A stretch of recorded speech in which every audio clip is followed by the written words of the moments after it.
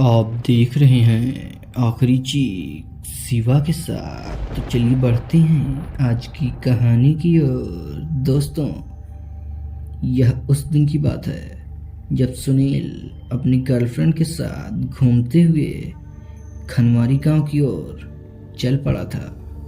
वह अपनी गर्लफ्रेंड को उस गांव में छोड़ने के बाद अपनी बुलेट बाइक लेकर वापस से अपने घर की ओर जा रहा था। कुछ दूर जाने पर सुनील के फोन की घंटी बजती है। सुनील फोन को देखता है तो उस पर उसके मित्र सुमित का कॉल आ रहा था। दरअसल सुमित का घर भी खनमारी गांव के निकट ही हाईवे के किनारे था और सुनील को आते वक्त सुमित ने देख लिया था, इसलिए सुमित ने सुनील को कॉल किया था।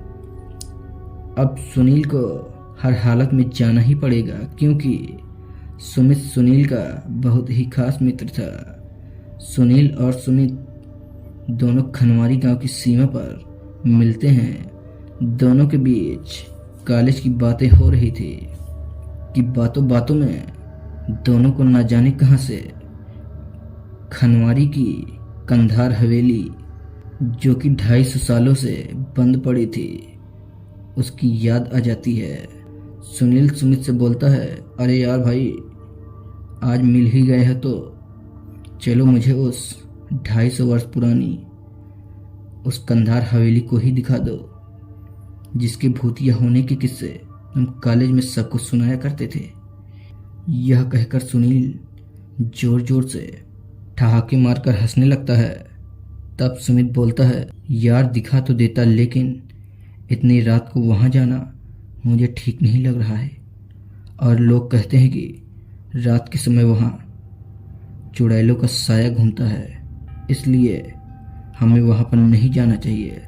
सुनील बोलता है, मुझे तो लगता है कि वहां पर कोई हवेली है ही नहीं।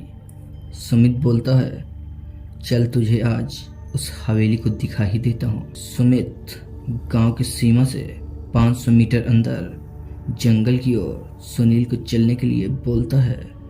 सुनील अपनी बुलेट को लेकर अपनी गर्लफ्रेंड के घर के सामने से उस पुरानी हवेली की तरफ जाने लगता है।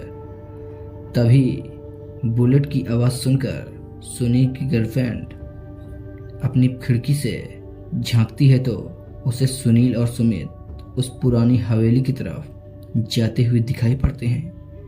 यह सब देखकर वह भाप जाती है कि हो न हो ये दोनों उस कंधार हवेली की तरफ ही जा रहे हों।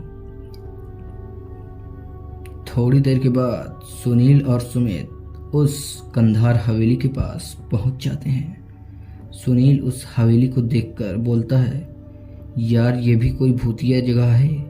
इतना कहकर वह हवेली की तरफ अपने कदम बढ़ाने लगता है और इसी के पीछे सुमित भी जाने लगता है।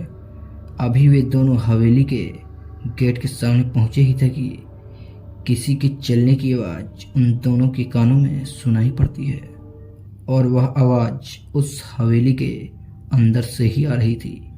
यह सब सुनकर सुमित बोलता है, भाई मैंने कहा था ना, यहाँ पर चलना ठीक नहीं है। लेकिन सुनील तब तक हवेली के अंदर प्रवेश कर चुका था।